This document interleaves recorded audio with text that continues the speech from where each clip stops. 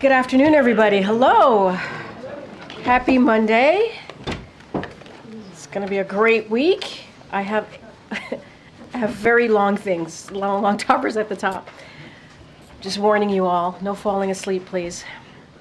Okay, so we've gotten more strong economic news in recent days. On Friday, our economy created more than 200,000 jobs last month. Under President Biden's leadership, we have now created a total of 15.7 million jobs over the last 3.5 years. Yesterday, a record 3 million travelers were screened at airports, a sign that our economy is strong and Americans are back on the road for the summer in record numbers. Speaking of which, last week we sold 1 million barrels of gasoline to help lower gas prices ahead of the 4th of July, which saw the lowest gas prices in 3 years. And today, a new report from the Economic Innovation Group highlighted what the New York Times called a, quote, a remarkable comeback under President Biden. That report found that communities that have been lifted behind struggled under the last administration, what the Times called a particularly grim stretch under Donald Trump. But those communities are coming back under President Biden, with jobs growing more than 4 times faster than in the previous 4 years. Investments spurred by the president's Investing in America agenda are benefiting previously left behind communities. That's just some of the economic progress happening under President Biden. Watch out for more news in the coming days. Exciting. And next, I want to share highlights from the president's recent schedule, as well as looking ahead to the next 2 weeks. So over the last 10 days, President Biden has been hitting the road and meeting directly with the American people, as well as continuing his job as leader of the country. In the 2 days after the debate, he met with supporters in Atlanta, Raleigh, New York, and New Jersey. Last week, he delivered remarks on the Supreme Court, visited the D.C. Emergency Operations Center for a briefing on extreme weather events, hosted a Medal of Honor ceremony, and joined the First Lady for a 4th of July barbecue with active duty military service members and their families. Throughout the week, the president also spoke with leaders of the UK, United Kingdom, Israel, and the Republic of South Africa. On Friday, the president traveled to Madison, Wisconsin for a campaign rally. On Sunday, just yesterday, he held numerous events across Pennsylvania with elected officials, including Governor Shapiro, Senator Fetterman, and Congresswoman Madeleine Dean. He participated in interviews, including joining Morning Joe just this morning. And throughout, the president has engaged with elected leaders, including members of Congress, governors, and local officials. This week, President Biden will speak to national labor leaders of AFL-CIO, host the NATO summit to show the unprecedented strength of our alliance, hold a press conference, a big boy press conference, according to Justin Sink from Bloomberg, who's not here, but Josh, you are here, I see you. So that will happen on Thursday, and travel to Michigan on Friday for a campaign event. And next week, he will travel to Texas and Las Vegas. On July 15th, he will commemorate the 60th anniversary of the Civil Rights Act at the LBJ Presidential Library in Austin, Texas. He will highlight the Biden-Harris administration's progress advancing civil rights and his vision to bring America together. On July 16th, he will address the 115th NAACP National Convention in Las Vegas, emphasizing the Biden-Harris administration's commitment to advancing racial justice and equity for all Americans, including Black Americans. On July 17th, he will speak to the UNODOS annual conference, where he will underline the Biden-Harris administration's historic accomplishments, including lowering prescription drug costs for America's seniors, lowering the Latino uninsured rate, and creating a Latino small business Boom. And finally, I just mentioned the U.S. is going to be hosting the 75th summit, the NATO summit, right here in the United States, obviously in Washington, D.C. this week. NATO is the most powerful and capable alliance in the world, and President Biden is proud, very proud, to have worked to strengthen it and also expand it. So with that, the Admiral from the National Security Council is here to take your questions on that. I do have a few things to get through, so I'll ask you to bear with me. As Crane mentioned, the President's looking forward to hosting the leaders from 38 different countries this week in Washington for a historic summit to mark the 75th anniversary of the NATO summit. This will obviously include the leaders of all our NATO allies, as well as NATO partners, including Ukraine, Japan, New Zealand, and the Republic of Korea. Before we discuss the schedule, I just want to take a minute to discuss the context in which NATO leaders will be gathering this week. For 75 years, NATO has served a vital role in protecting the American people and in making the world a less dangerous place. NATO is the strongest defensive alliance in history, and today it is bigger, stronger, better resourced, and more united than ever before, in large part due to President Biden's leadership over the past 3 years. He's worked hard to expand the alliance by welcoming 2 new members, Sweden and Finland, and will officially welcome in Sweden this week. He has spent countless hours rallying the alliance in 2021 and 2022 to build a global coalition to respond to Russia's invasion of Ukraine and to provide indispensable support to that country. And I'll get more on that in just a second. The President has also strongly encouraged greater partnerships between the NATO alliance and friendly nations around the world, particularly in the Indo-Pacific, as you will see. And the President knows that the global threats and challenges that we all face, including from authoritarian actors and terrorist organizations, are inextricably linked. He has also encouraged our NATO allies to join him in making significant investments in our mutual defense and deterrence capabilities. Now, when the Biden-Harris administration took office, only 9 NATO allies were spending at least 2% of their gross domestic product on defense. 2% was the Wales Pledge. That was the goal that every member of the alliance had swore that they would get to. Today, a record 23 NATO allies are at or above the minimum level of 2% of GDP on defense spending. More than twice as many as in 2020, and nearly 8 times higher than when the allies first set that 2% benchmark a decade ago. Now, just quickly turning to the schedule. Tomorrow evening, President Biden will welcome NATO leaders, and he and Dr. Biden will host a 75th anniversary commemoration event at the Mellon Auditorium. That is the site I think you all know when the NATO treaty was formally signed in 1949. On Wednesday, the President will hold his first bilateral meeting with the new Prime Minister of the United Kingdom, Keir Starmer, here at the White House. The President will also meet with the 32 members of the alliance at the Convention Center. And then later that evening, he and Dr. Biden will host NATO leaders for a dinner again here at the White House. On Thursday morning, NATO will hold a meeting with the EU and with NATO's Indo-Pacific partners, that's Australia, Japan, the Republic of Korea, and New Zealand, to deepen our cooperation. And then on Thursday afternoon, there'll be a meeting of the NATO-Ukraine Council, after which the President will host an event with President Zelensky and nearly 24 of our allies and partners who have signed bilateral security agreements with Ukraine, just as the President did, as you saw in Italy a week or so ago. After that, the President will hold a press conference, I guess a big boy press conference is what we're calling it, and take some questions from y'all. Now, we're working to also set up some additional meetings, bilateral meetings. The only 2 that I can speak to right now are with the UK Prime Minister and President Zelensky, but I have no doubt there'll be additional bilats, and as we get more fidelity on those, we'll let you know. Finally, as customary for summits the United States hosts, there'll be a Leaders, Spouses, and Partners program hosted by Dr. Biden. Now, if I could just quickly turn to Ukraine, because back to the context for what this meeting's all about, I think it's important to just do a quick update here what the situation is on the ground. Since the passage of the supplemental in April, the President has authorized 7 security packages to help Ukraine, including 5 drawdowns of munitions and equipment. The resumption of that U.S. aid has made a significant impact on the battlefield. Instead of the nightmare scenarios that were predicted several months ago about what we could see heading into the NATO summit, we've seen the situation stabilize. Ukrainian forces have successfully stopped Russia's attack north of Kharkiv, denying Russia the ability to take that city and limiting Russian gains to areas just across the border. The Ukrainians have held the line in Chaziv Yar. They've held fast east of Pokrovsk, hardening their defenses and ensuring that Russia will not break through. And they've halted Russian attacks in Zaporizhia. Throughout these last 3 months, the Russians have attacked relentlessly across all those fronts. And the price that they have paid for the few meters that they have gained here and there has been extensive. Heavy casualties, destroyed equipment, disrupted supply lines, degraded morale. The people of Ukraine have yet again demonstrated that when supplied and when supported by the international community in the United States, they can hold off the largest, though certainly not, I think is clearly evident, the most capable army in Europe.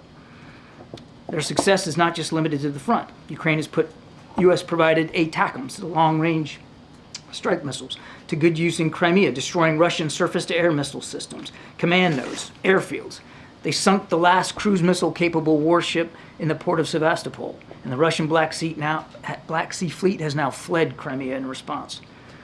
While it has been heartening to see Ukraine hold on in this critical period, we should not forget the grim reality. Russia continues to bombard frontline towns with massive and low-accuracy glide bombs and sending missiles at Ukrainian cities, including over just the past weekend, where they hit a hospital, a children's hospital. Russia has ramped up its campaign against Ukrainian electrical generation, depriving the civilian population of power and attempting to set the conditions to punish them over the fall and the winter. To strengthen Ukraine's air defenses and to help Ukraine protect its cities and its grid, the United States and several of our allies will have several big announcements at this week's summit. And the NATO alliance will announce significant new steps to strengthen its military and political partnership with Ukraine to help Ukraine continue to defend themselves today and to deter Russian aggression well into the future. These elements, taken together with bilateral support, are part of a bridge to Ukraine's NATO membership. Together, the Washington summit will send a strong signal to Mr. Putin that if he thinks he can outlast the coalition of countries that are supporting Ukraine, he's dead wrong again. As President Biden has said himself, Ukraine will never be a victory for Russia, for free people refuse to live in a world of hopelessness and darkness. Thanks, Ben. Good. Thanks, John. You mentioned the context of this summit this week. It's also the first time the president interacted with these world leaders since that disastrous debate against former President Trump 10 days or so ago, where the president struggled to confront the former president on all sorts of things. What is the president's, does the president feel how does he plan to reassure American allies in NATO that he's up for the job now when he couldn't confront Trump on stage then? I think the question presupposes the notion that they need to be reassured of American leadership and President Biden's commitment, and I don't believe that's the case. We're not picking up any signs of that from our allies at all, quite the contrary. The conversations that we're having with them in advance, they're excited about this summit, they're excited about the possibilities and the things that we're going to be doing together, specifically to help Ukraine. So you've seen zero, there have been stories in multiple outlets on both sides of the Atlantic in the last several days with questions from European leaders about the president's capacity to lead the United States. Are you just denying that? I'm not aware of any such conversations that have been had, certainly none with us and here at the White House and with our staff. We're looking forward to it. I want to go back to what I said at the beginning. In the last 3 years, rather than browbeaten and insulting and demeaning allies, this president has invested in allies and partnerships. And when he took office, what I said, only nine allies had reached the 2% level. Now 23. That's not by accident. That's because of leadership. That's because of constant stewardship of the alliance and other partnerships around the world. The president's record speaks for itself, and the allies and the non-NATO friends and partners that are coming as well, they know that. They wouldn't be coming. New Zealand, Japan, South Korea, to a NATO summit if they didn't believe in American leadership and how important it is, and if they didn't believe that President Biden takes that responsibility extremely seriously. Admiral, good to see you. On the point about European countries, NATO members boosting their defense spending, that was something, though, that was a big concern of the last president. It's part of the reason many of them are boosting their funding. And it was a concern of the president before the last president. As you recall, President Obama said the same thing. This pledge goes back a decade or so. But the numbers speak for themselves, Ed. And rather than browbeating and yelling and screaming and complaining and whining about it, President Biden invested in this alliance. And just the last 3.5 years now, more than double the number of allies have reached that 2%. Two questions on the fallout from the debate. Have you, in your meetings with him, ever seen him appear similarly to the way he did on debate night? Look, I'm a spokesman. And you're in a lot of meetings with him. I am. The last thing I'm going to do is sit here and talk about every meeting I've had with the president. What I can tell you is, what I saw in that debate is not reflective of the man and the leader and the commander-in-chief that I have spent many, many hours with over the last 2.5 years in terms of the specificity of the way he probes, the questions he asks. Heck, just this morning, he was asking me questions about the situation on the European continent that I couldn't answer, and I told him I had to get back to him. When he met with governors last week, he suggested he'd like to curtail events that begin after 8 p.m. at night, just because he'd rather focus on resting and doesn't want to have a long day. In your understanding of things, has the National Security Council ever withheld information from him he should have known late at night out of concern he might not be able to process it? No. Russia has bombed Ukraine's largest children's hospital, as you noted. Do you believe the timing of these strikes is meant to send a message to NATO ahead of this week's summit? It's hard to draw a line, Mary, to that. Sadly, this is par for the course for Mr. Putin to hit civilian infrastructure, and he doesn't care whether he's hitting hospitals or residential buildings. I can't draw a line that this is some sort of message. But look, I mean, as I said, what you're going to see over the course of the week is a very set of strong signals and messages to Mr. Putin that he can't wait NATO out, can't wait the United States out, that we're going to continue to support Ukraine.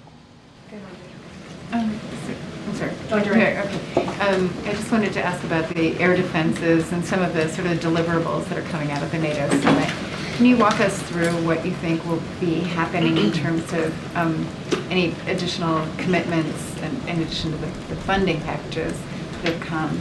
And can you say a few words about this project to sort of consolidate the way that weapons are going to Ukraine through the distribution center that I think there's a center that'll be set up in Wiesbaden under Coordination Coordination Center. Yeah, I mean, I don't. The purpose for me to come today was just kind of give you the laydown of the summit ahead, and not to get too far ahead of the leaders and the specific deliverables. But so without doing that and without getting fired, I'll just tell you that you're going to see some announcements on air defense. You're going to see some announcements on deterrence capabilities, not just with respect to helping Ukraine, but boosting the alliance. You're going to see some announcements with respect to the defense industrial base and how to shore up that and make it more resilient and invest in it more, including in our own industrial base here in the United States.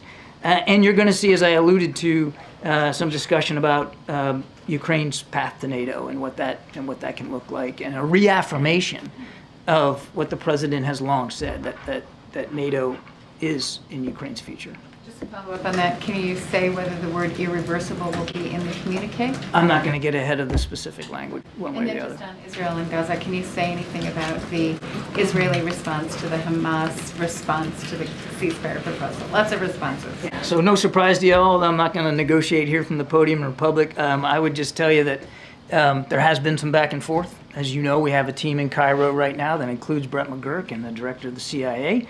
They're meeting with their Egyptian, Israeli, and Jordanian counterparts, and there'll be follow-on discussions after that over the next few days. Look, we've been working this very, very hard, and there are still some gaps that remain in the two sides and the positions. But we wouldn't have sent a team over there if we didn't think that we had a shot here, and we're going to take every shot we can to see if we can't get this ceasefire deal in place. Within days? I couldn't give you a date certain. Good, David? Thank you. John, thanks for doing this. First, just to follow up on the communique, even if you can't get into irreversible, the president's objection last year and Chancellor Scholz's objection, if I remember Vilnius correctly, was that neither one of them wanted a date set for fear, I assume, that the United States and its allies would be drawn into the ground war if Ukraine was still at war while a NATO member. Does that remain today to be his primary objection?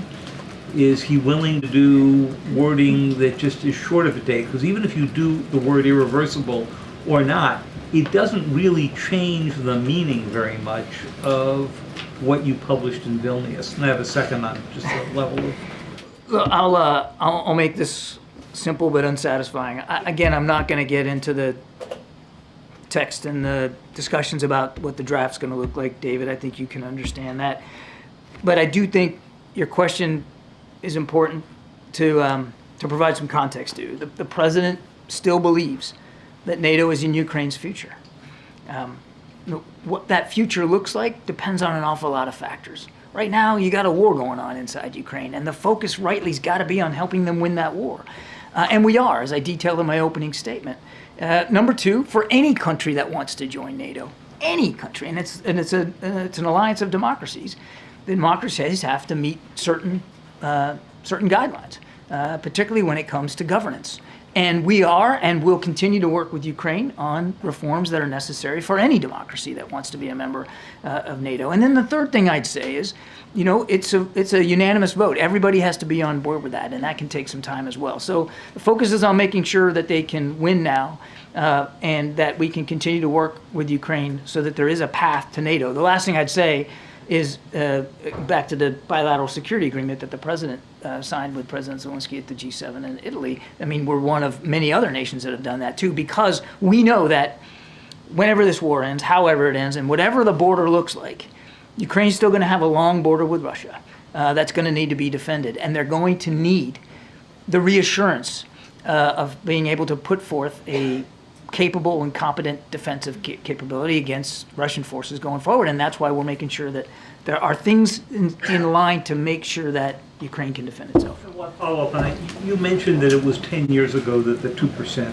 GDP goal was set. Obviously, there was no war underway at that time, and so the entire security situation looks radically different than it did when that was set. Well, I beg to differ. There was fighting in Afghanistan, and Mr. Putin invaded Ukraine in 2014. Yeah. But I think the 2% may have been set. It was in Wales. It might have been set before the invasion, but nevertheless, it was still a tense security environment. Right. We're in something much different today. I think we're all in agreement, just given the amount of arms No and argument. so forth going in. So, is part of the president's message at this summit that 2% is in the rearview mirror, that the NATO allies are going to have to be spending significantly more than that, maybe double that, for some countries, some larger economies? Or is he going to stay away from numbers? I know it's politically sensitive with all of them. You mentioned the word win. I was wondering how you're defining that. Okay, there's a lot there. The president's not going to set a new bar or a new level of GDP spending on defense here at this summit. The goal is 2%. It was a commitment everybody made 10 years ago. Not everybody's there. Most of the remaining nations that haven't reached 2%, most of them, not all, are working on it and are getting there. And so I think the president wants to focus on that. Wants to laud and commemorate those who have, but also make it clear that those who haven't still have some work to do. On win, I think we've been consistent about this. I mean, at least I think I have. I mean, we want all of Ukraine's sovereign territory respected, which means we want no Russian forces in any part of Ukraine by the internationally recognized boundaries.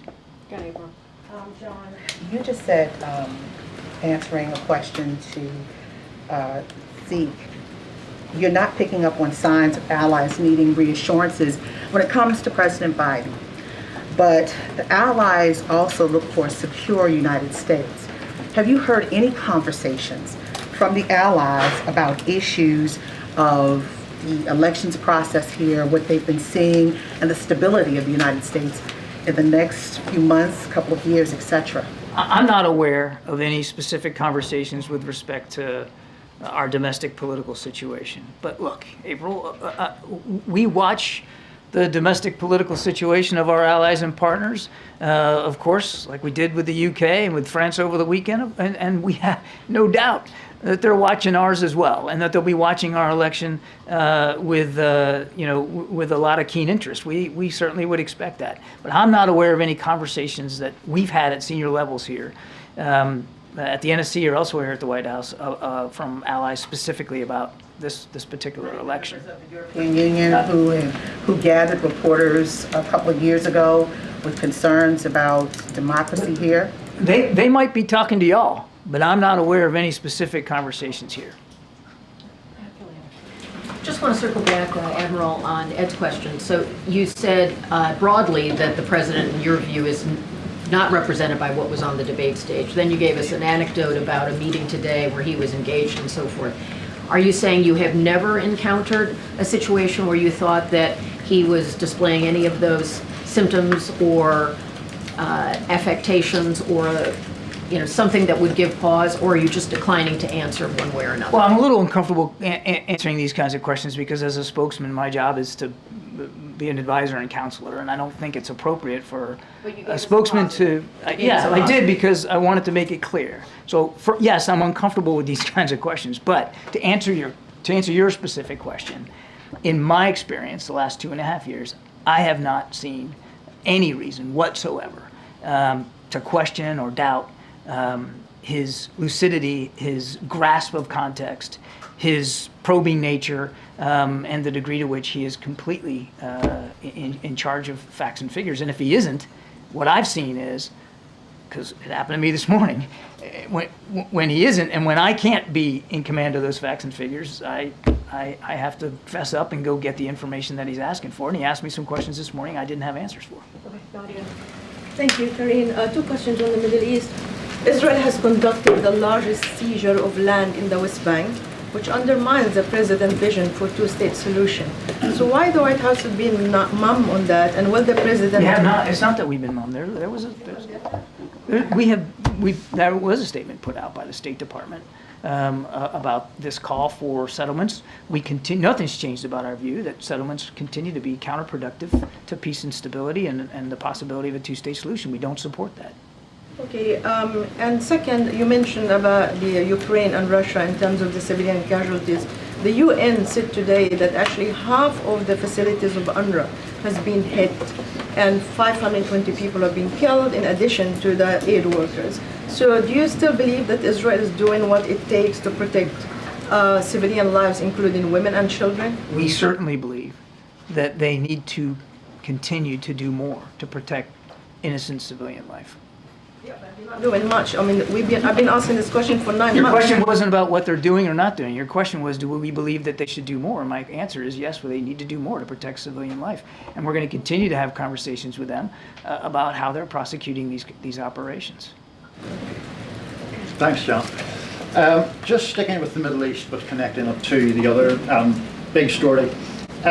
During the ABC News interview on Friday, George Stephanopoulos asked the president, was he, quote, the same man today that you were when you took office 3.5 years ago? And the president's reply began, in terms of successes, yes, I was also the guy who put together a peace plan for the Middle East that may be coming to fruition. Now, it may or may not be coming to fruition, we don't know. We do know 38,000 people have been killed in Gaza, almost 2 million displaced, and according to UNICEF, 1 in 3 children under the age of 2 is suffering from acute malnutrition. Does the president consider his Gaza policy a success? The president believes wholeheartedly that this ceasefire proposal that we are trying to get done will make a big difference in terms of not only temporarily ceasing hostilities, but potentially giving us an opening to end this conflict. It's important to remember how this started, and you talked about our Gaza policy. I'll state it for you again. We want to make sure Israel has a right to defend itself from the kinds of attacks it suffered on the 7th of October, which I know is easy for people to forget. 1,200 people slaughtered, most at a music festival. Number 2, that Israel is doing everything they can to protect innocent civilian life. Is it enough? No. They need to continue to do more. And that we are doing everything we can to give humanitarian assistance into the people of Gaza. That's our Gaza policy. And as the president has also said, we would be and will still continue to be willing to adjust the policies that we are executing with respect to Gaza as we see things unfold on the ground. But the broader question was, does he consider his policy to have been successful? Israel is defending itself against a terrorist attack, so we can check that off. Humanitarian assistance continues to flow. In fact, if it wasn't for the United States, I dare say that not on a fraction of the humanitarian assistance that is getting into Gaza we get in. Is it enough? No. And the Israelis have taken some steps to be more precise, more discriminate, and more careful in their operations. Is it enough? No. So we're going to keep at it. We're going to keep working on this. Is it enough? No. The president described Israel as bombing, indiscriminate bombing in December. 7 months have passed and you have paused one arms shipment, as I understand. Is that correct? That's right. Is there a question here? Do you think that that's an effective response to indiscriminate bombing of a civilian population? It's never right to be conducting indiscriminate bombing of a civilian population. That's why we continue to work with the Israelis to be more precise, to be more careful. All right, just a couple more. Go ahead, Michael. Sorry. Hi, Admiral. Can I just start with the Middle East as well? Hamas has accused Netanyahu of putting obstacles in the way of the ceasefire deal that is being talked about now. Does the US think that Netanyahu's government is doing everything it can to secure the ceasefire deal? We're working hard to get that ceasefire deal in place. I'm not going to negotiate here in public or talk about who's saying what and who's doing what. We have seen both sides now, as Andrea rightly asked in her question. We've seen both sides come out with some public statements with respect to the text. The last thing I'm going to do is get into bartering here. We're trying to close those gaps as best we can. We wouldn't have sent the CIA director or Brett McGurk to Cairo if we didn't believe it was worth a shot and worth a chance. I would also add that on both sides, you see public comments that aren't necessarily fully reflective of the conversations that we're having with privately with them or their interlocutors. Secondly, just on Ukraine, there was a bit of an information battle over the weekend. The Russians said that they destroyed 2 Ukrainian Patriot missile systems. The Ukrainians said that they were decoys. Does the US have its own independent evaluation of what happened during that strike? And what is the state of Ukraine's air defense system when it comes to Patriot missile systems? Yes, we do. I'm not going to talk about it. And I think you're going to hear more here this week about what the Allies and the United States are going to do to continue to bolster Ukrainian air defense. Look, I know we get hung up on the Patriots, and I get that. There has been contributions of Patriot systems by other nations. We talked about how we're resequencing some of our deliveries of Patriot interceptors from some countries, now diverting them to Ukraine. We're doing that. Other nations are also trying to contribute Patriots. But let's not get caught up on just one system. There's short range, there's medium range, and there's long range air defense. And Ukraine needs all of it. And again, I think you're going to see this week the Allies really stepping up and showing that they're willing to continue to provide those kinds of capabilities. Go ahead, Josh. John, Viktor Orban is visiting China right now on the heels of a visit to Russia. I'm wondering whether the U.S. has any views on that and what impact it might have on the situation in Ukraine. Yeah, we're concerned about it. It certainly doesn't seem to be productive in terms of trying to get things done in Ukraine and trying to move forward to achieve this just peace that President Zelensky continues to work hard, and we continue to try to operationalize. But yeah, it's concerning. Was there any advance notification given to the U.S. of either trip, Russia? None that I'm aware of. Can I try one more time on irreversible? Does the U.S. have a Yes, you position? can try. Yeah, it's worth a shot. Does the U.S. have a position on the inclusion of that word? Our position is that NATO is going to be in Ukraine's future. There's a lot of work that needs to be done to get to that point, and the president's looking forward to talking to President Zelensky and our NATO allies about that path, that bridge to NATO. Anita. Thank you so much, John. A question on Ukraine and one on Iran. Starting with Ukraine and this Russian rocket attack that killed 30 people at the largest children's hospital. Does this shift the U.S.'s position on not allowing Ukraine to strike directly at Russian airfields that originated these attacks? Shift the position. Yes. Make you change your mind about not allowing that, and how do you justify not giving Ukraine permission to attack? There's been no change in our policy. You saw that the president several weeks ago gave guidance to Ukraine that they can use U.S. supplied weapons to strike targets just over the border. That's still the case.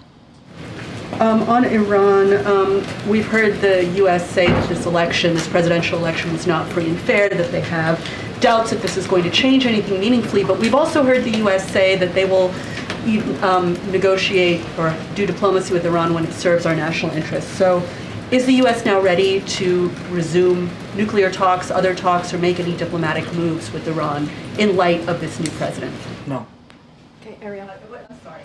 No, can you elaborate, please? Well, it seemed like a pretty easy question to answer. No, we're not in a position where we're willing to get back to the negotiating table with Iran just based on the fact that they've elected a new president.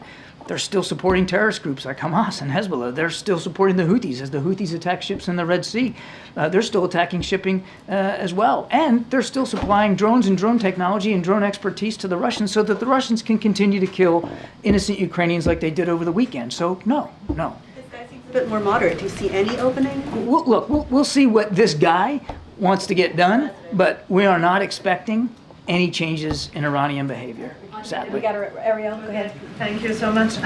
John, this morning the president said that France rejected extremism during the latest parliamentary election and expressed his confidence that the United States would also do so. So France has a very different electoral system, as you know, so why this optimism from the president? And more broadly, was there a sense of relief in the administration that the election turned out the way it did? I think it's pretty clear from the election that the far right didn't find the purchase that it wanted to find, and that compromise in a democracy is going to have to still be the watchword in France as it is here in the United States. And it's not going to change our strong relationship with France. It's not going to change the fact that France is a valued NATO ally. And the president's looking forward to continuing to work with President Macron and the entire team.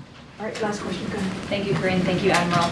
I was just wondering, with the renewed spotlight and scrutiny on President Biden in public settings this week, how he's preparing for the NATO summit, how you guys are deciding how many questions to take at the press conference. You gotta ask the press secretary that one. You're the one who's prepping him for a lot of this on matters of national security and foreign policy. So am I. Yeah, exactly. It's a team effort. I will let Corinne talk about the press conference, the big boy press conference that y'all are planning to have. But he has already had discussions with his national security team in the lead up to the summit, as you might expect that he would. He's reviewing material. He's doing his homework and getting ready. He's got the first major set of remarks tomorrow night at the Mellon Auditorium. He's working his way through those remarks as you would expect him to do.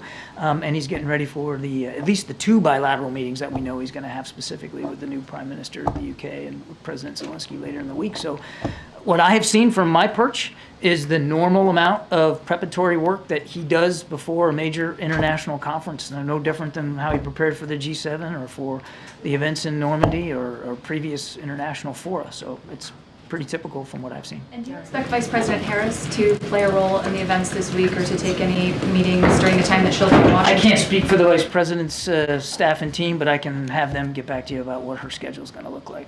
Thank you so much, Admiral. Thank Appreciate you. it. Thank you. Thank you so much. Thank you, Admiral. Okay, well, all the debate questions have been answered. Press conference answered. Let me close my book and get out of here. Hi, Zeke. Thanks, Corinne. My first to you is on the credibility of this White House when it comes to talking about the president's health. When you were here last Tuesday, you were asked if the president had had any medical examinations since his physical in February or that included the time period after the debate. You said flatly no.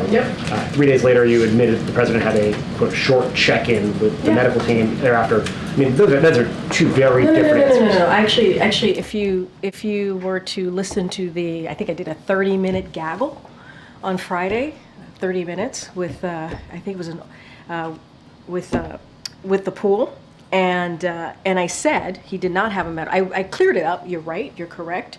I said he didn't. I still stand, but he didn't have a medical exam. I said that in the gaggle, and you're right. I said that in the briefing. He had a check-in with, and he said this on Friday. He had a check-in with his medical doctor, which is something that he does a couple times a week, as you know, and I stated this as well. He has, for those who don't know, obviously outside of the briefing room, outside of the White House, many Americans don't actually understand this, so let's take a step back. They deal with their medical issues or physicals very, very differently.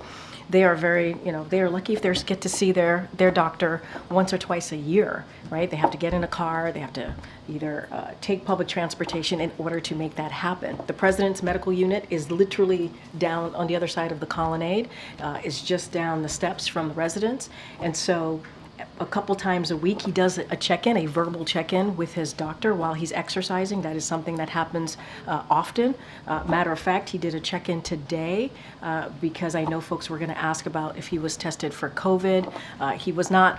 We are following CDC guidance. He was not tested for COVID, just to let you guys know about that one. And if he has any symptoms, obviously, we would test him. Is that But in the context of the second gentleman's diagnosis? yes, which is why. No. It's in context of the second gentleman. But to answer your point, he did not have a medical exam. He did not have a physical. He did do like a verbal check-in with his doctor a couple days after the debate, and it was very quick. It was a couple of words that were spoken to each other, and that's how we were able to give you that answer. But he did not have a medical exam. He did not have a physical. When you said no, though, last Tuesday, Yeah. was, did you know about that verbal check-in, or No. did we just not ask a precise enough question? So the line of questions that I was getting that day was in the way that I was hearing the question was about the medical exam. I answered MJ's question when she asked me medical exam, and I answered and I said no, physical. And then somebody else asked me, was there a check-in? I did not mean to steer anybody wrong. I was still thinking about the medical exam. I was still thinking about the physical. That's how I answered the question. And then when it became, when the president actually spoke to it, I went back, asked the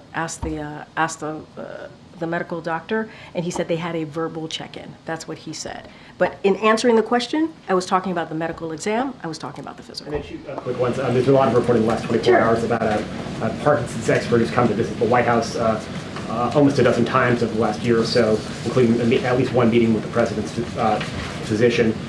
Could you state, like, very clearly, yes or no, was that expert here to participate in anything surrounding the care of the President of the United States? So let me just say a couple of things. We have had a comprehensive, and I just want to take another step back, comprehensive physical examination. The president has had that. We've given a comprehensive report. We've shared that the past 3 years. Every year that he has had this exam, he sees a neurologist. And just to give you a quote from that, from the report most recently in February, an extremely detailed neurological exam was again reassuring in that there were no findings which would be consistent with any cerebellar or other central neurological disorder such as a stroke, multiple sclerosis, Parkinson's, or ascending lateral sclerosis, end quote. So that came directly from in February in that comprehensive report that was provided by the president's doctor to me that I share with all of you. So anyone who is watching can certainly go to our website. The question, which was this expert's visits, whereas multiple visits to the White House pertaining at all to the president's care? Well, here's the thing. I've said he has had three. He has had three physicals. In those 3 physicals, that's when he has seen a specialist, a neurological specialist. I have to be super mindful here, and this is why, and I'll explain this to you in a second. There are thousands of military personnel who come onto this White House. Many of them get the care from the White House medical unit, and so need to be super careful. There are, the medical unit hosts a wide range of specialists, from dermatologists to neurologists, and so I cannot speak to every person because there's actually a security reasons to protect their privacy. We respect and protecting people's privacy, so do not want to share. I'm not going to share people's names from here, but the president, I can tell you, has seen a neurologist 3 times, as it's connected to a physical that he gets every year that we provide to all of you. You're not answering the question. It's a very basic, direct question. Wait. Hold on. Wait a second. 8 times, or at least once, in regards to the president specifically. Hold on a second. That's what you should be able to answer by this point. Wait, no. No, wait a minute. Ed, please. A little respect here, please. So every year, around the president's physical examination, he sees a neurologist. That's 3 times, right? So I am telling you that he has seen a neurologist 3 times while he has been in this presidency. That's what I'm saying. I am telling you that he has seen them 3 times. That is what I'm sharing with you, right? So every time he has a physical, he has had to see a neurologist. So That is answering that question. No, it's not. No, it is. It is. Did You're Dr. asking me. Kevin Kennard come to the cannot- White House But I specifically also about the said to you, conditions? Ed, I also said to you, for security reasons, we cannot share names.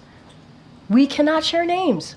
You cannot We share have to. names We have of to. others he would have met with, We but cannot- you can share names No, no, in no, no, regards no. to if We- someone came here in No, regards to we the cannot president. share. We cannot share names of specialists broadly, from a dermatologist to a neurologist. We cannot share names. There are security reasons. We have to. We have to protect. It's public. I understand I that. looked it up before I came out here. hear It's you. right there for anyone to see. Ed, I hear you. I cannot from here confirm any of that because we have to keep their privacy. I think they would appreciate that too. We have to give them. Patient or the doctor? We have to keep their privacy. It is It's public. public information. I It is hear you. listed that he I went am, to And you're the going to I, allow guys, this to fester guys, longer, Kareem, guys, unless the White House guys, answers the hold question. on a second. There's no reason to go back and forth and be in this We're a aggressive little way. miffed around here about how information's been shared with the press corps about him. What are you missed about? What are you missed Everything about? he just asked about. And then every time I come back and I answer the question that And you guys answered it asked. correctly, you didn't have to come back and clean it up. I a never few days answered the later. question incorrectly. That is not true. I was asked about a medical exam. I was asked about a physical. That was in the line of question that I answered. And I said, no, he did not have a medical exam. And I still stand by that. Matter of fact, the president still stands by that. He had a verbal check-in. That is something that the president has a couple times a week. A couple times a week. Now in regards to Dr. Kevin Kennard. And I am telling you right now that I am not sharing confirming names from here. It is a security reasons. I am not going to do that, Ed. It doesn't matter how hard you push me. It doesn't matter how angry you get with me. I'm not going to confirm a name. It doesn't matter if it's even in the log. I am not going to do that from here. That is not something I am going to do. What I can share with you is that the president has seen a neurologist for his physical 3 times. 3 times. And it is in the reporting that we share a comprehensive reporting. Matter of fact, it's more than what the last guy shared, and it is in line with what George W. Bush did. It's in line with what Obama did. And so it is comprehensive. It is out there. I just read a quote from it, but I am not going to devolve somebody's name or confirm someone. I'm not going to do that. That is as privacy for that person. I'm not going to do that. It doesn't matter how hard you push me. It doesn't matter how angry you get with me from here. I'm just not going to do that. It is inappropriate. It is not acceptable. So I'm not going to do it. Not about the name. Go ahead. If you cannot confirm the name, can you confirm whether or not the president has seen this Parkinson's specialist? And you mentioned 3 times, but the visitor logs show a duration of 8 visits over 8 months. I think that is the crux of the question. But I also said there are thousands of military personnel that come to the White House, and they are under the care of the medical unit. They are. Can you confirm that the Parkinson's specialist visits were for the president or not? What I can tell you is that the president has seen a neurologist 3 times, and I read to you what the neurologist has said, and I read to you the last line. I could say it again. No findings which would be consistent with any cerebellar or other central neurological disorders such as stroke, multiple sclerosis, Parkinson's, or ascending lateral sclerosis. That is from February.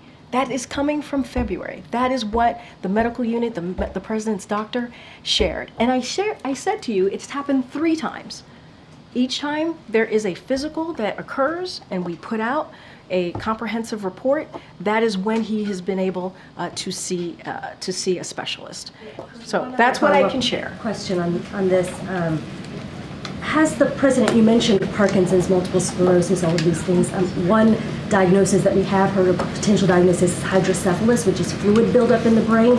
It's something we've never heard in any of the medical reports. Is that something that the president has been evaluating? If it's not in the medical report, obviously it's not something that the president is dealing with. Well, I can tell you this. Just going back to Parkinson's for a little bit, so to give you some answers here. Has the president been treated for Parkinson's? No. Is he being treated for Parkinson's? No, he's not. Is he taking medication for Parkinson's? No. So those are the things that I can give you full-blown answers on.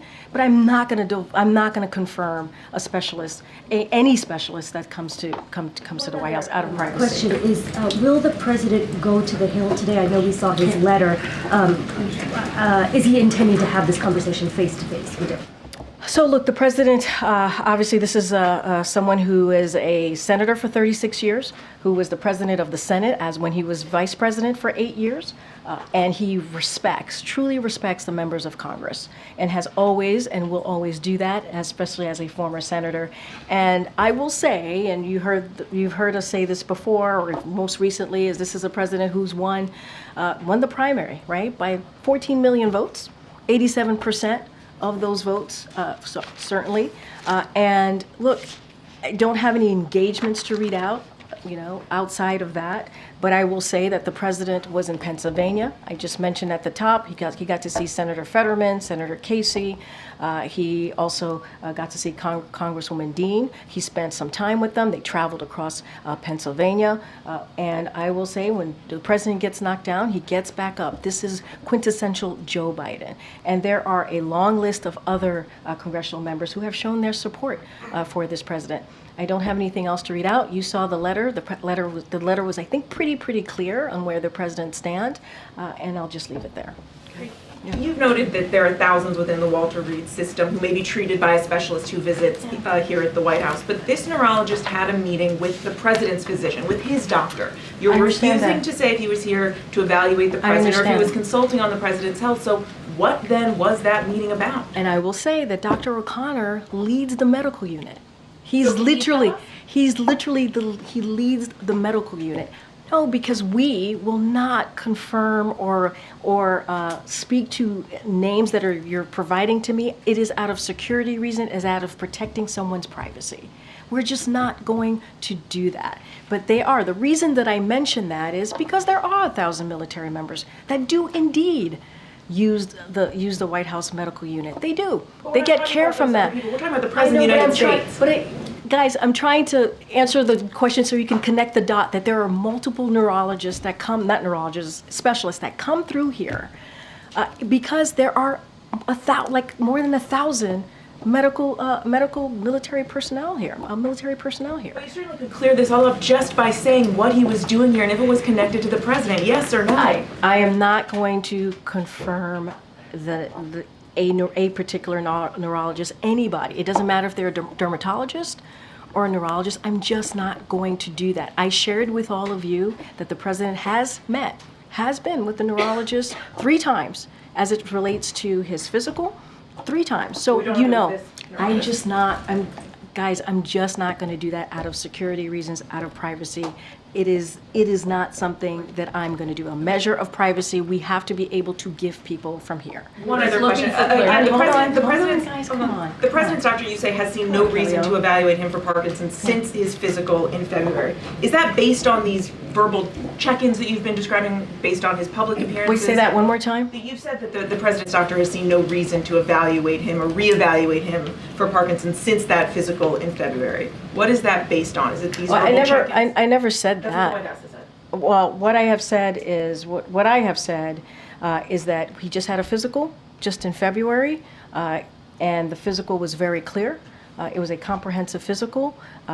We gave out a report on that, and as it relates to the check-ins, that is something that is common. The president has a medical unit that is literally down the hall that he's able to check in with when necessary. They normally do it while he's exercising. That is not uncommon. It is very different. It is very different than any everyday American. They do not have that option. They do not have that access because he's president of the United States. Every other president has had that access, and they are able to do that. So just to be clear, yes or no, has his physician seen a reason to reevaluate him for Parkinson's since the February physical? No, the comprehensive report that you all have stands. The president obviously will have another physical, and we'll wait for that physical. Great. Sorry, Chris. So the president has said twice that he's had neurological evaluations as part of his physicals, in these various interviews today and also on ABC. But there have been a number of people who have said, listen, why don't you have a cognitive test just to rule out that there are any issues? Would the president, would you counsel him to do that just to sort of put an end to these questions? Andre, I hear you. The neurologists have said it is not warranted. The president himself, he said it today, he said it multiple times, and the doctor has said this. Everything that he does day in and day out as it relates to delivering for the American people is a cognitive test. And that is what the medical doctor has said. That is what the specialist has said. I just want to take a step back for a second, because I do take offense to what Ed alluded to. Come out here, every day there's a press briefing, and we do our best to give you the information that we have at the time. That's what we do. And we understand that freedom of the press, we respect the freedom of the press. You heard me talk about this last week. I appreciate the back and forth that we all have. I try to respect you, and I hope you try to respect me.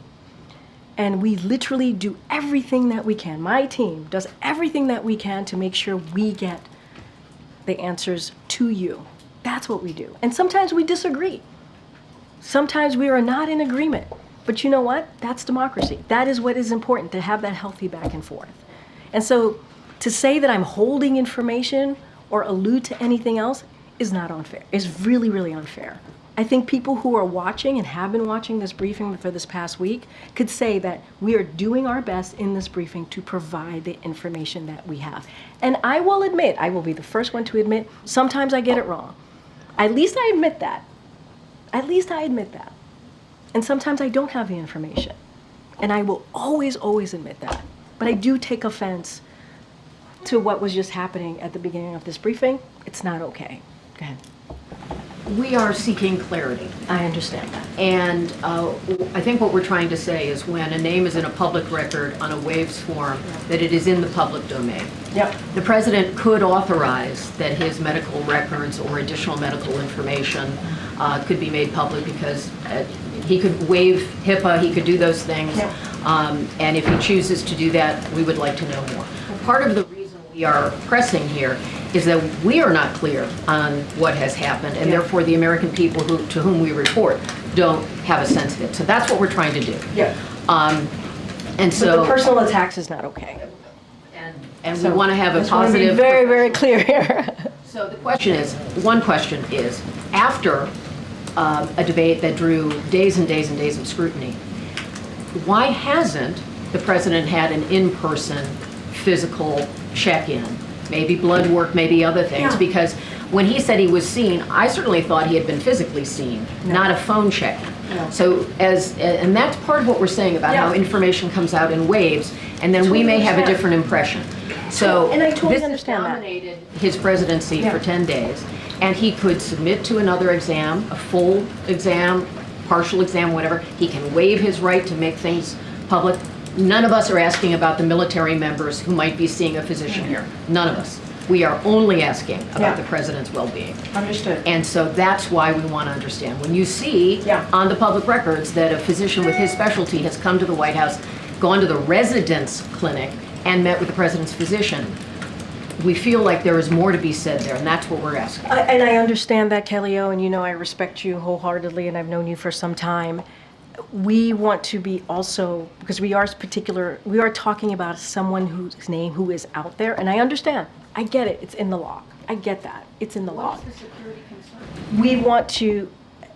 We want to respect that person and give them the measure of privacy that they deserve. The moment I say anything about any specialist, it becomes a thing from this podium. So what I can share, and this is what I can share, he has seen a neurologist 3 times. 3 times, not more than that. Not more than that. He's seen a neurologist 3 times. And that is connected to the physical, the comprehensive physical that we have been able to share with you. So I think that gives you some information about how many times. 3 times.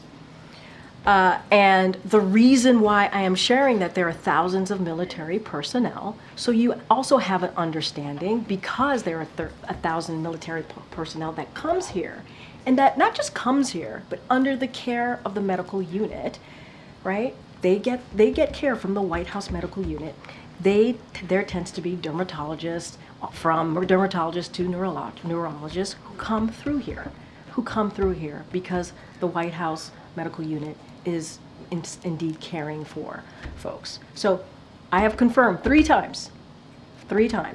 I just cannot get into details or confirm a name of a person. I cannot do that. There's security reasons. We have to give people a measure of If privacy. you would waive some of his records and make those. Well, I don't know how all of that works. I'm not going to pretend I know how that works. And what I will do is certainly will share that information with the powers that be. I just don't want to get into a back and forth on that particular question. Thanks, Corinne. I mean, to Kelly's point, the president today, when he called into Morning Joe, he said that he had released all of his medical records. Should we take that as an indication that he's going to do so? Well, look, what I can say is that we have shared a comprehensive medical report that is pretty detailed, that is in line with other presidents, certainly not the last one, but the ones, the 2 before the last president. And we have been pretty much in line with what they have done. To be more clear, George W. Bush and also President Obama. So we've been. The last one did let his donors come to the briefing room to speak to us. Okay, and we know what that last president said from this briefing room. Okay, so call and today- only did 3 or 4 paragraphs. Very different approach. During the call today to MSNBC, Yeah, sure. was the president reading off of a script? So I was in the room when the president called into Morning Joe. The president spoke from his heart. The president was very clear. There was no script at all. And he was very detailed. You heard him say actually during the call that he was reading some quotes. He said it. He shared that information. He was reading some quotes from the debate.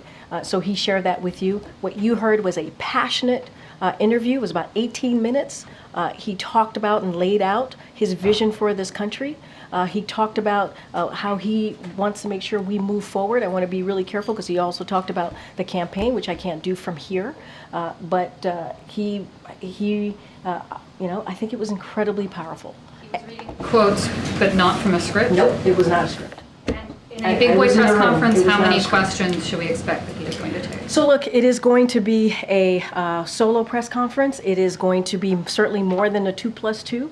I'm not going to, we're still working it out, so I'm not going to go into specifics from here. But you could expect a solo press conference from this president at the end of the NATO summit. He's looking forward to it, and he will be taking your questions. So that'll be a good thing. Something different. Great. I have 2 questions. One, a follow-up on Dr. Kennard, and that is, can you explain what the role of Megan Nasworthy is? Does she oversee care for some of those military personnel that you were referencing as a group, or does she oversee care for the president? I believe, again, want to be careful here. I know who you're speaking of. I don't have her full portfolio in front of me, so I would have, my team and I will be happy to get back to you. Okay. And then on the president's and the White House's engagement with House Democrats. Yeah. And Democrats more broadly. There was an article a month ago in the Wall Street Journal that the White House universally panned because the on-the-record quotes criticizing the president's age and acuity were largely from Republicans. But I want to ask about the graphs in that story about Democrats.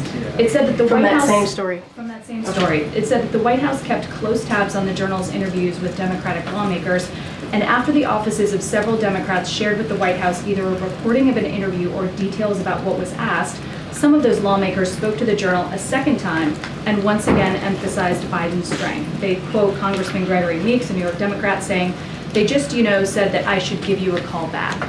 I'm wondering if you could characterize what the White House told Democrats to tell reporters about. I think the Democrats spoke for themselves. I think, you know how stories work. There's a lot of back and forth. When you all come with a story from us, and we want to make sure you hear from other voices, we make that available to you all. And it's up to the reporters, they're going to reach out or not to that particular person. But we expect and we anticipate and we understand that it doesn't matter who, if it's a congressperson or a governor or any elected official, they're going to speak for themselves. They're going to speak for themselves. And I would say that Representative Greg Meeks has also been very supportive. If you fast forward to where we are today, Representative Meeks has been very supportive of this president, continuing, moving forward, and we've heard from many others. CBC more broadly has been very supportive. We heard from the chair, Chairman Hosford, from the CBC, and so that is the type of support that we continue to see. So there hasn't been outreach by the White House to Democrats who might have misgivings about the president's age or acuity to have them say positive things about the president publicly? I'm not really, I don't quite understand where you're going with the question. I think I explained it. Sometimes when you all are working on stories and we want to hear, we were trying to provide supporters from the president, that is not unusual. And it is up to the reporter to reach out or not. And so that is something that we certainly do. That is something that, that is not uncommon. But what I would say more broadly, there are congressional members, as we're talking about what's happening in Congress, as we're talking about the president's outreach, as we're talking about, how we move forward. There are congressional members out there who have been incredibly supportive. We have to remember there are hundreds of House members, and so. There are folks out there. The president's outreach today and tomorrow ahead of these all conference and all caucus meetings. So what I can say is that, as you all know, the president has done some outreach. He spoke about it himself. I can say, as of today, he has engaged with dozens of members, whether in person or on calls. We saw him engaging with congressional members over the weekend. We saw him doing that on several of the trips that he has done over the past 10 days. There have been about 6 states that he's been able to stop over and engage with supporters. So he's been able to do that. And there's a long list. I'm trying to spare you the list here, but there is a long list. Senator Chris Coons, Senator John Fetterman, Senator Alex Padilla, Senator Chuck Schumer, Senator Bernie Sanders, Senator Raphael Warnock. It goes on and on. Representative Clyburn, Al Green, Horsford, as I mentioned already. There has been a long list of, we believe, incredibly supportive congressional members who have continued. That have been provided to us from the campaign too, but I'm wondering if the president has spoken directly with Leader Schumer and Minority Leader Jeffries in the last 24 hours, and whether the president I hear you. We shared that just last week that the president spoke to the leadership, obviously on the Democratic side. Has he spoken to them since yesterday? I don't have anything to read out to you as far as what we've shared with you last week, but the president has been in regular touch. And those conversations went very, very well. I think he mentioned, in particular, Leader Jeffries, that went almost for an hour. The president said that himself. He said how much they had a very, very good conversation. The president saw Congresswoman Dean, as I mentioned. He saw both senators of Pennsylvania as well yesterday, traveled across the state, and had really two big events with supporters, with Americans who got to hear directly from the president. And I think that's important. Again, Michael. Thanks, Corinne. Were all 3 of President Biden's neurological exams that you've confirmed, were they all conducted at Walter Reed? Look, I don't have anything to state as to location. What I can say for sure that he has seen a neurologist 3 times as it relates to the exam that he takes every year. And I just don't have a location to speak to. Well, let me just try a different way. I mean, has any neurologist? And you also know that the president does go to Walter Reed to do his physical exams. Well, has a neurologist? I'm not talking about anyone in particular, regardless of the identity, name of that person. Has any neurologist came to the White House to visit President Biden?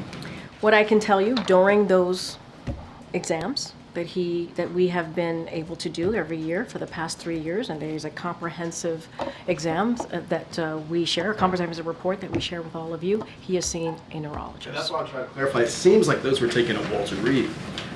And so it's an important distinction. You all know that he does indeed go to Walter Reed as part of his physical exam. That is no secret. That is something that he does. And I also confirmed that he sees a neurologist every time that he's done these exams. I don't have anything beyond that. Thanks. I know. Go ahead, April. Corinne, as everyone is talking about neurological issues, this is different but kind of on that same page. The president has had 2 aneurysms, okay? And there are complications from aneurysms to include impaired short-term memory, inability to concentrate, as well as speech difficulties. Have any neurologists worked with him or just trying to observe him as he is a person who has suffered from 2 aneurysms that could have been fatal? Look, April, in the comprehensive reporting that we share with all of you on a yearly basis, the neurological exam have been detailed, extremely detailed. It is directly from the doctor. They talk about the specifics of that neurological exam. And so I would refer you to the 6-page comprehensive memo, and that's what I would refer you to. But that is something that we know about, that he had 2 aneurysms. Yeah. And that is part, all of those complications are part of a neurological exam. Have they tested for that at all? Do you know? What I can tell you is that the exams have been detailed, they have been extensive, and that's what I can share with you. I would refer you to the document, to the report. Question. Sure. We're just days away from the Republican convention. How do you, as this White House who stands behind this president, how do you work to do an image change to revamp him, to make him shinier and brighter, if you will? So I'm not going to speak to the Republican convention. That's something that I'm not going to do, but I am going to. Wait, hold on a second. Hold on, give me a second. Look, in the past 10 days, the president has gone to 6 states. He has. He's gone to North Carolina, New Jersey, New York, Georgia, Pennsylvania. I know that's a Commonwealth, but he's been to 6. And in that time, he has engaged directly with the American public. And you've seen the enthusiasm, you've seen the energy. He's been able to talk to them directly and talk about his goals for the future. Talk about what he's done in the past 3.5 years. They have heard specifically from him on even his health, even the debate. And I think that's important too. So, and you just heard me lay out the next 2 weeks. So the president's going to continue to go out there. He's going to continue to be present in the communities. He's going to continue to hear directly from the American people. And that's the best way to do this. That's the best way to get out there. That's the best way to make sure that you have your finger on the pulse and that the American people get to see you for themselves. To the Republican convention, what about the Democratic convention? I can't speak to the Democratic convention either. I can't speak to that. That's for the. No, but you're asking me to speak to 2 things that I can't speak to from here. That is something that the campaign and the convention can speak to. Very, very. Right at the end of April, you may not like my answer, but I'm telling you, the president's going to continue to go out there. I just shared with you at the top a robust plan that the president has to be out there, whether it is in Vegas, whether it's in Texas, and let's not forget the other states that he's visited in the last 10 days. There's a stark difference from what we've been doing and what the other side is doing. Stark difference. And so the president is committed. He's going to continue to do that. He wants to engage directly with the American people. 600 people at the church yesterday, 600 people at the event in Harrisburg. That's a pretty good start. And that's just a continuation. That's actually not a start. That's a continuation. Go ahead, Josh. I know. I'm getting you. Is it still the administration's policy that physicals are done annually? Yes, that is just like every other president has done before this president. We're going to continue to uphold that. So it would be fair to us to assume that as of now, his next expected physical would be next year? It would be next year. The last one was in February. Can you clarify for us, forgive me, I might have missed it, or by design, he will or he won't go to the Hill tomorrow? Say that one more time. I don't have any engagement to share. As you know, NATO is front of mind. That's what he's focused on. You saw that letter that came out from the president. He's going to be focusing on the more than 30 world leaders that are coming here for 75th anniversary of NATO, continuing to show the strength of our alliance. I think it is something that the president's very much looking forward to. And you'll certainly hear from the president on Thursday when he gives his press conference, his big boy press conference, as your colleague Justin has stated many times. I'll give him your regards. Yeah. We shouldn't expect then some sort of big outreach push to member Democratic members. I mean, look, We have shared, I just shared that he has done dozens of calls, not just calls, but also face-to-face, as he did in Pennsylvania. His team, campaign side, they're going to do their thing, we're going to do our thing on our side. And he, respects tremendously Congress, and so he's in regular contact with them, and that's what you're going to continue to see. All right, thanks everybody. Thanks everyone.